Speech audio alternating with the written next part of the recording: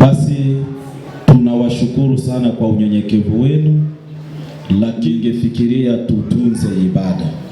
Ibada ni la Mungu, lakini ni wajibu wetu pia kulitunza. Jina la Bwana libarikiwe. Basi bila kuponda muda, ni muda wetu sasa wa kulishwa neno la Mungu. Kama maandiko inavyosema, nyimbo na ngoma havitoshi, bali na neno la Mungu liwe ndani kwetu kwa wingi. Kwa hiyo ni muda wa kila mtu ajinyenyekee, kila mtu atege sikio, labda anaweza akashike kidogo ya kumsaidia katika maisha yake. Safari tunayo ni safari ngumu, inahitaji sisi tutii pamoja na kumwelekea mapenzi ya Mungu.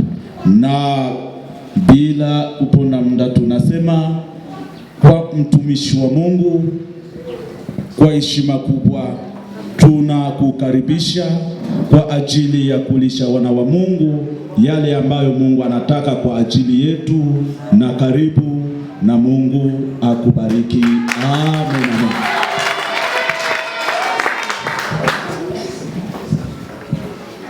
Bwana Yesu asifiwe.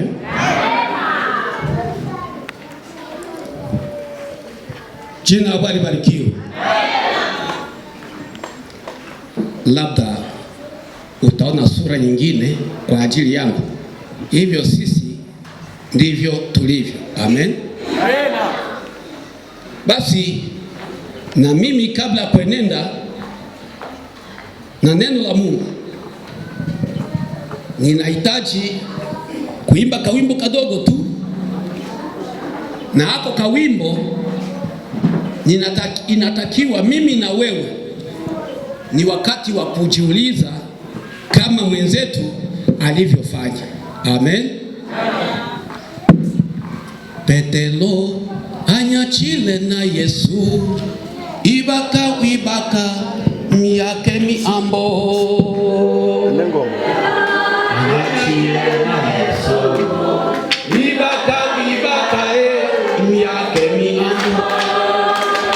Petelo anyachile na Yesu ibaka wibaka miyake miambo. Petelo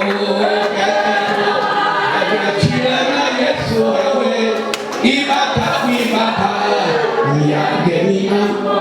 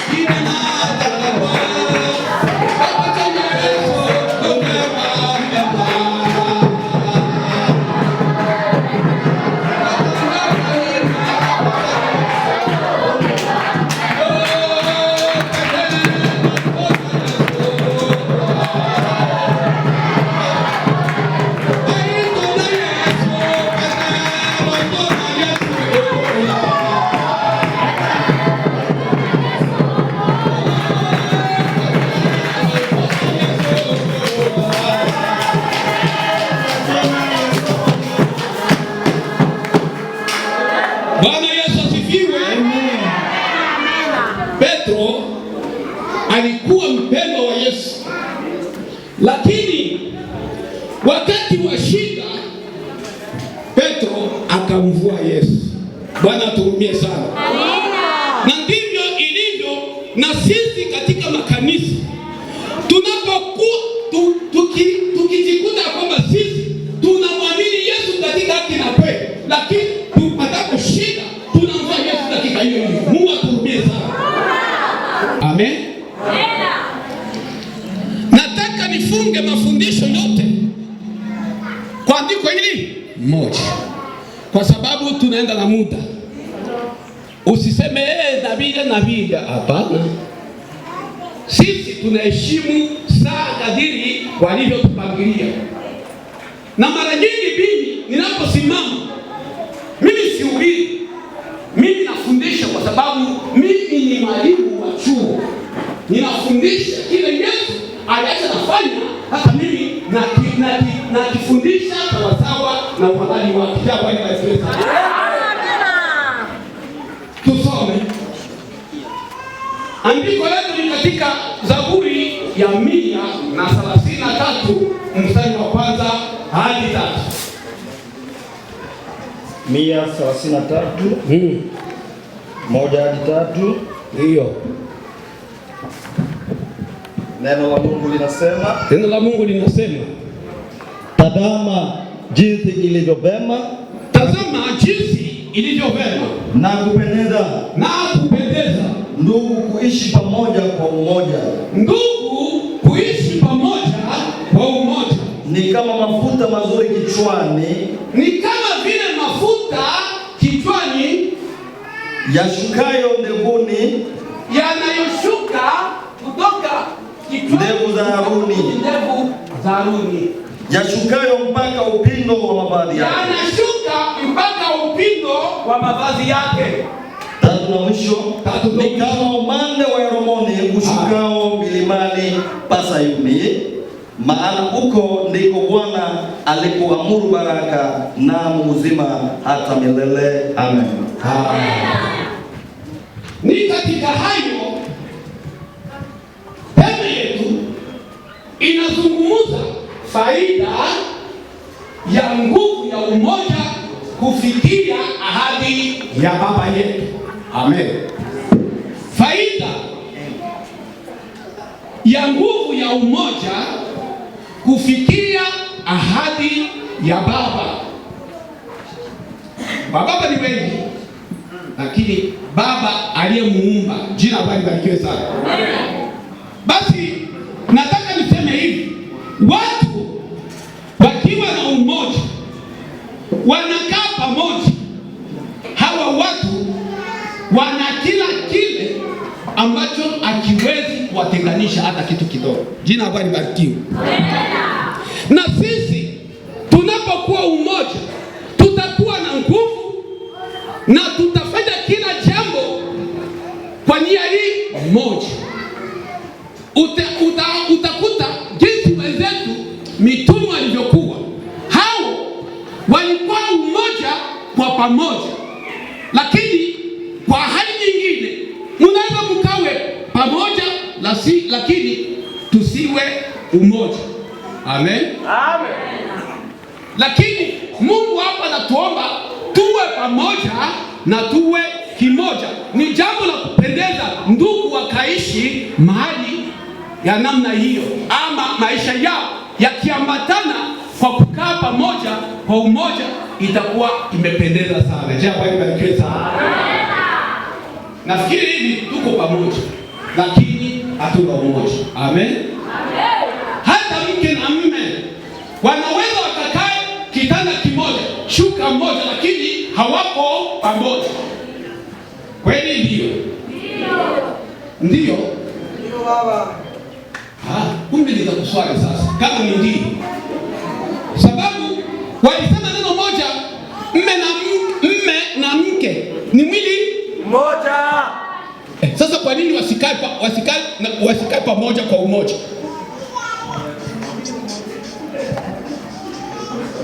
Swali wanafunzi, na wakati umetubeba, nataka nianze andiko la kwanza. Soma Yoeli 2:28. Hapo Mungu aliona wakati watu wanapokuwa umoja kwa pamoja, Mungu anafanya kitu, kwa sababu wenzetu wakati walikuwa pamoja pale Yerusalemu na wakania mamoja, Mungu aliwaagiza kuwatumia nini? Roho Mtakatifu. Jina la Bwana libarikiwe sana. Akamimina Roho kwa wale waliokuwa pamoja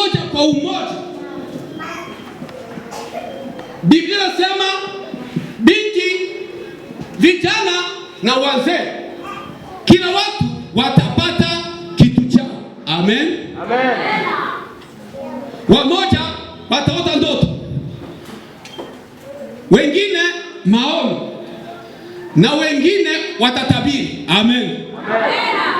Sababu ni yeye yule Roho anayegawa vitu mbalimbali ndani ya watu ambao wamekuwa pamoja kwa umoja.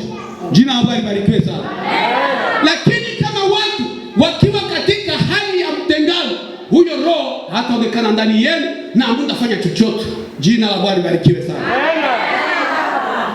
Nataka niseme wakati huo huo watu wakiwa wamefungamana kwa pamoja kwa umoja, Mungu anatenda kitu.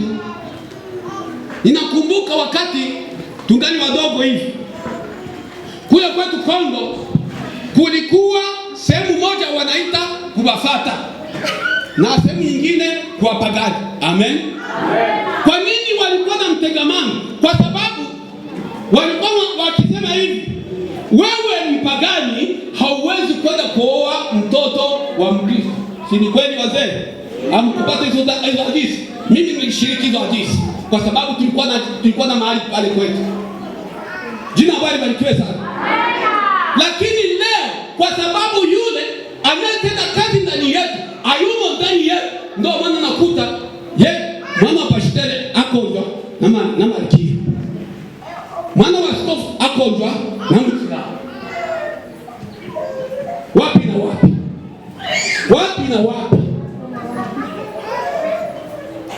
Lakini kama watu wangekaa pamoja, hata mtu anatoka wapi Uvira anakuja na adresi oye ukanisa lake abafata. Amen, amen. Sababu 49 inasema, na tazama nawaletea juu yenu ahadi ya Baba yangu. Na tazama ninawaletea mimi juu yenu ahadi ya Baba yangu. Ni ahadi gani? Lakini kaheni humo mjini mbikwe uwezo kutoka kwa nani? Kwa Baba yeye. Jina la Bwana libarikiwe sana. Huyu ni Yesu mwenyewe ananena na kanisa, ananena na wanafunzi kama mitume, kama sisi tulivyo leo. Sisi ni mitume wa Yesu Kristo, na Yesu wakati anapopaa aliona vema atuachie agizo kubwa ili sisi tupate kukaa mahali hapa tungoje ahadi ya Baba yetu. Jina la Bwana libarikiwe sana. Leo tuna ahadi ya Baba yetu, msitoke huko. Amen, amen. Nataka niwaeleze kitu kimoja katika hali ya kutoka.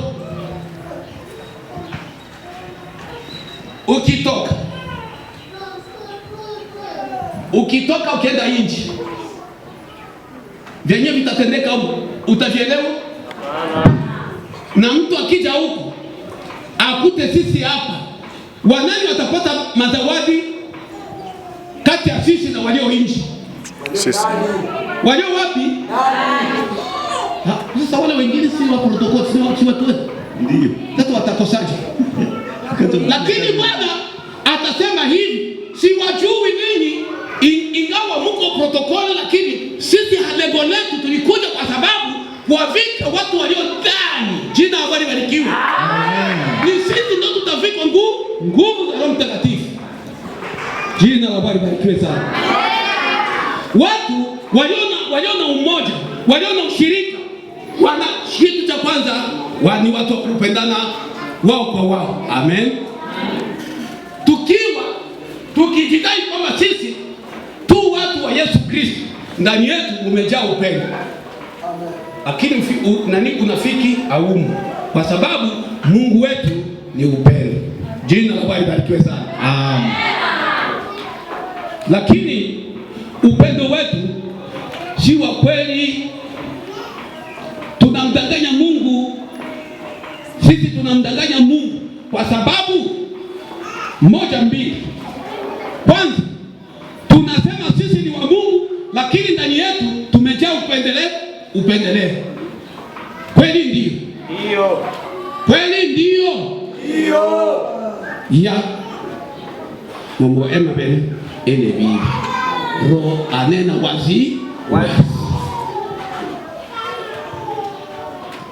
Utakuta makanisani wachungaji wetu wanapendelea watu wamoja ndani ya kanisa na wengine hawatembelewi. Si ukweli? Amen. Si ukweli? Ina maana sisi sote ni wachungaji wetu wanatutembelea. Mtende kweli, mtende kweli. Kama si nitakufa hapa. Kwa sababu Mungu ni kweli, ni kweli. Bwana Yesu asifiwe.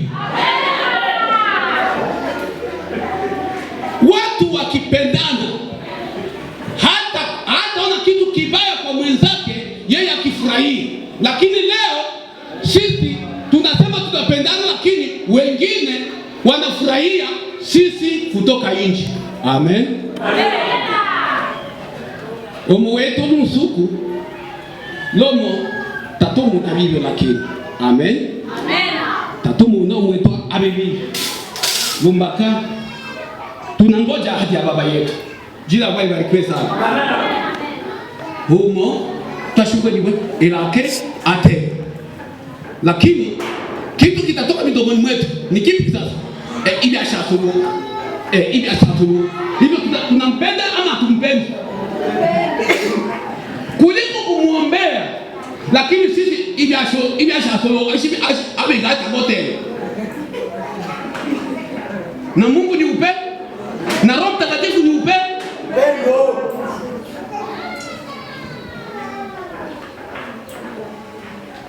Tupendane. Walio wa Yesu Kristo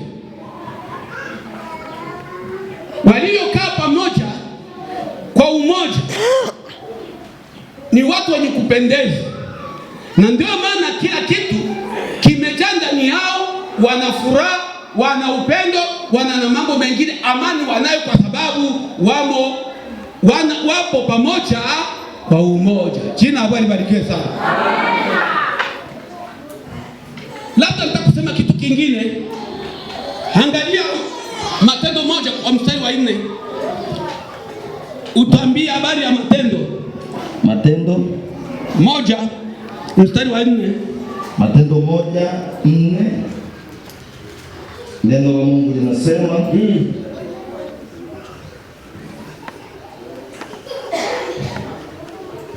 tusome tukiwa wima. Ndio. Wakati alipokuwa amekutana nao, aliwaagiza wasitoke Yerusalemu, bali waingojee ahadi ya Baba, ambayo mlisikia habari zake kutoka kwangu. Amen. Amen. Nasikia jinsi Yesu wakati alipaa aliacha agizo. Alisema ya kwamba wakati walikutana na wanafunzi maeneo yale, aliwaambia neno moja. Ninyi kama ninyi msitoke hapa. Na ni wapi msitoke? Na ni wapi? Yerusalemu. Amen. Amen. Kutoka ni mtu kutengana na Mungu katika hali mbaya. Amen. Ukiwa umekwisha toka katika mapenzi ya Mungu, wewe tena si wa Mungu, wala ahadi hiyo haitakuwa ndani yako. Je, Bwana asifiwe sana. Amen. Kwa sababu umetoka, na alituagiza tusitoke, tukae hapa Yerusalemu. Yerusalemu ni wapi? Ni mahali ambapo watakatifu wanakaa, wanaishi kwa pamoja, kwa umoja. Jina la Bwana libarikiwe sana. Amen. Labda wewe umeshatoka, ni wakati wako ujue kwamba agizo liliachiwa. Mimi nijua agizo liliachiwa, tupate kukaa mahali hapa. Wakorintho wa kwanza. Ndiyo. Sura 1 mstari wa 10 na mstari wa 10. Wakorintho wa kwanza 1 neno la Mungu linasema, basi ndugu, Basi ndugu, na wasii kwa jina la Bwana wetu Yesu Kristo, na wasii kwa jina la Bwana wetu Yesu Kristo, kwamba nyote mnene mamoja, kwamba ninyi nyote mnene mamoja, wala pasiwe kwenu migawanyiko, wala kusiwe kwenu migawanyiko, bali muhitimu katika nia moja na shauri moja. Haleluya. Bali muhitimu kwa nia moja na shauri hili moja. Lakini leo tunaanza kutengana. Tulikuwa humu tunakata, tunaenda kufanya nyingine. Hivi tunashauri moja wazee? Hapana. Watu wa hiyo na roho wa Mungu sio watu wa kukatakata. Ni watu wa kukaa pamoja wakiwa na nia moja ili kutengeneza kazi ya Mungu, na Mungu atawajaza. Jina habari barikiwe sana. Amen. Tusijitenge Mungu wetu. Tusifanye matengano. Maana matengano huleta udhaifu. Jina habari barikiwe sana. Amen. Nafikiri wakati wa nyuma huko, labda kanisa lilikuwa na watu wengine walikuwa nje. Si ni kweli kanisa? Ndio. Lakini kitokea pale ni nini? Mgawanyiko. Leo tutakuwa nusu. Hivyo ndivyo Mungu alisema. Mungu alisema kwa tunagawanyika. Hapana. Wewe ukitoka huko unakata unabeba mingine, ujue kwamba kwenye unaenda wala baraka za Mungu haziko ndani yako. Amen. Jina la Bwana libarikiwe sana. Ni lazima amesema kwamba kwenye upindo wa nguo ile kanzu ya Haruni, bahati mbaya kwa sababu ya uharaka ndio maana niliacha ile kanzu. Mungeona na mimi ile kanzu na mimi ni nani? Amen. Amen. Mimi ni nani? Kwa sababu ndio kanzu waliniwekea na kofia wakaniwekea ya utawala. Jina la Bwana libarikiwe sana. Mungeiona kisi hivi. Asema yale mafuta yale ambayo yaliyobimbiwa kichwani mwa Haruni yalishuka moja kwa moja yakapita devuni yakaangukia mpaka kwenye kwa upindo wa vazi lake. Jina la Bwana libarikiwe sana. Amen. Ni hapo sasa Mungu ndiye akaamuru baraka kwa yule aliyopata yale mafuta. Jina la Bwana libarikiwe sana. Amen. Na sisi tuna mafuta